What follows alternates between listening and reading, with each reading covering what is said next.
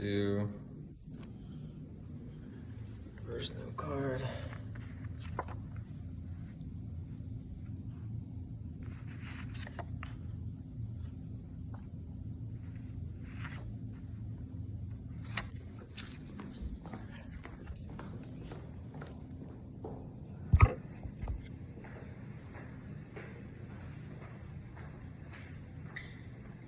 Okay, as stated in an online article by 20 Famous Real, American writer and entrepreneur Mark Twain once said, buy land, they're not making it anymore.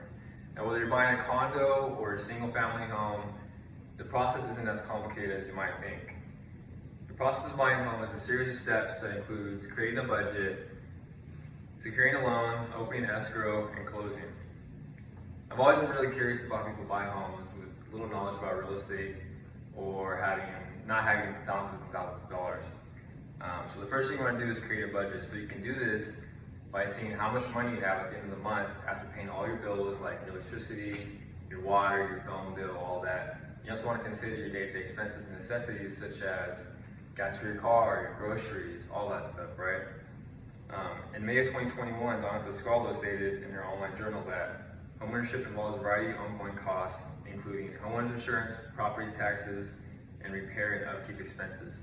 So the last thing you want to do is have this beautiful home and not be able to fix your AC when it goes out because you have no savings, right? And also you want to find a local realtor. Now whether you find one online or through friends and family, you want to do your own research on them to make sure that they are genuine and honest, right? You want to trust but verify. So now that I've talked about creating a budget and finding a realtor, I want to talk about the three main types of loans and what to look for in a lender. So the three main types of loans are conventional, FHA, and VA. FHA is great if you have a low credit score or have a poor credit history. However, you do require a higher down payment. As reported by Hal Bundrick in her February 2021 article, FHA loans have a minimum down payment of 3.5% for borrowers with a credit score of 580 or higher. So this would be roughly $3,500 for every $100,000 you borrow. So if your house is $300,000, then your down payment would be roughly $10,500, right? Then there's conventional. Now conventional is hard to qualify for, but it is easier to get a property that isn't as stable because FHA loans require that the home not have any major foundation issues, structure issues, HVAC, all that kind of stuff. FHA isn't as strict. According to Joe Parsons, conventional loans typically require a credit score of 620 or higher. So like I said, it is a little bit hard to qualify for, but they aren't as strict. Now the third type, and my personal favorite, is the VA. The VA is great because it is a zero down payment. However, it is only for active duty, reserve guards, spouses, and other specific cases, right? Like widows and stuff like that. However, just because it's a zero down payment doesn't mean that you shouldn't expect to pay anything out of pocket because you could have to pay closing costs, which is why it's great to have a good realtor because then the realtor can negotiate and discuss having the closing costs covered for you through the seller. And also with your lender, when you look for a lender, you want to really shop around because just because lender A offers you an interest rate for 3.5% doesn't mean that lender B can offer you an interest rate for 3%. So don't take the word for it, make sure you shop around. And even when you decide, hey, you know what, this loan looks kind of good to me, you should take it to your realtor and say, hey, is this a good interest rate for the current market? They should know all about that kind of stuff. They'll have a lot more knowledge. And now that I've explained to you the three types of loans I want to look for in a lender, I want to talk about what it means to open escrow. So opening escrow is just a fancy way of saying that you're going to give a down deposit, right?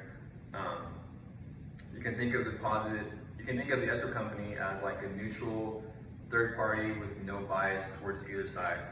In an online article titled Opening Title and Escrow, Susan Malcolm says that it involves going to the escrow or title company and handing over a deposit. So this company also handles specific stuff that must be met prior to closing, such as, like, let's say the house you're gonna buy has a bad water heater. You can say, hey, before I buy this house, you guys need to either fix or replace this corroded water heater, right? Anything that's wrong, you can go to the title company and they'll fix it for you, or they'll have it fixed prior to closing. Now that I talked about what it means to open escrow, the last and most important phase is closing. Now the closing, it is the most exciting part, but it's also the most boring. Now the reason why it's so boring is because you'll sit down with the title company or the escrow company, and they'll go over all million documents about your obligations, your rights, what to expect for your monthly payment, all that stuff. In addition, you have to sign every single piece of paper, right? But on the bright side, once you get that over with, then you get the keys to your brand new home, right? That's the best part. You walk into your new home, it's the best feeling ever. So today the first thing I talked about was creating a budget, and the second thing I talked about was the 3 types of loans and what to look for in a lender. Third, I talked about what it means to open escrow, and last, I told you what you can expect during the closing phase. Now, if and when you decide to buy a home, you should really stop and think to yourself about what you just did, because it's a very big milestone. It's a huge accomplishment. Don't sell yourself short and don't take it for granted. The process of buying homes is a series of steps that include creating a budget, securing a loan, opening escrow, and closing. I hope I shared a little bit of knowledge with you today, and thank you for listening to my speech. Is that it? Yeah. You know, it's kind of ironic here, Two. but you're giving that speech to a guy that's having California.